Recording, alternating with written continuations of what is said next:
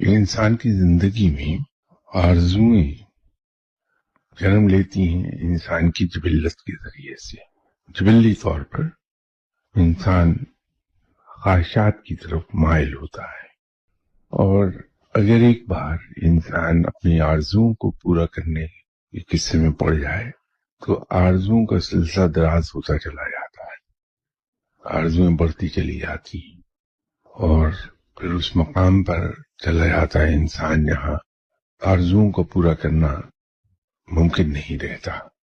حالانکہ انسان اگر اپنی زندگی میں دیکھے تو وہ ایک وقت میں ایک ہی جوڑا کپڑوں کا پہن سکتا ہے۔ ایسا ممکن نہیں ہے کہ ایک ڈریس کے اوپر دوسرا ڈریس، دوسرے ڈریس پر تیسرا ڈریس ایک ہی وقت میں چڑھا لے۔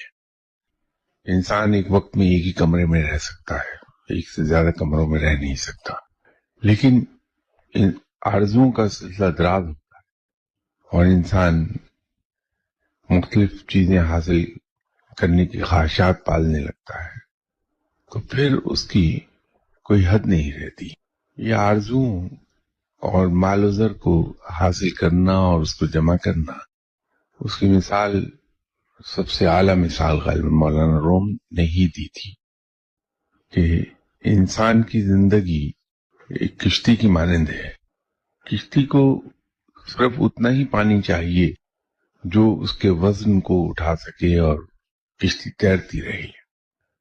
اگر 1.5 فٹ ڈیپتھ کا پانی اس کشتی کو تیرائے رکھ سکتا ہے، تیرتی رہے کشتی اس میں، تو پھر خواہ کسی جگہ پانی کی گہرائی 500 فٹ ہو جائے تو بھی کوئی فرق نہیں پڑے گا، کشتی کو تو تیرتی رہے گی۔ تو کشتی جو پانی پہ تیر رہی ہے، کوئی اسے فرق نہیں پڑے گا کہ گہرائی کتنی ہو جائے پانی کی، لیکن اگر وہی پانی جو اس کے نیچے ہے جس پر وہ تیر رہی ہے، اگر وہ پانی کشتی میں داخل ہو جائے تو کشتی ڈوب جائے گی۔ تو مال و زر کی خواہش،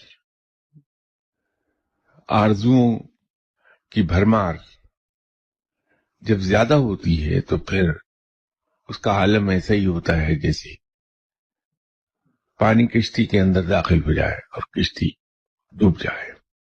انسان کا نفس جب منہ زور ہو جائے اور آرزوئیں بہت بڑھ جائیں تو پھر وہ بربادی کی طرف جاتا ہے انسان۔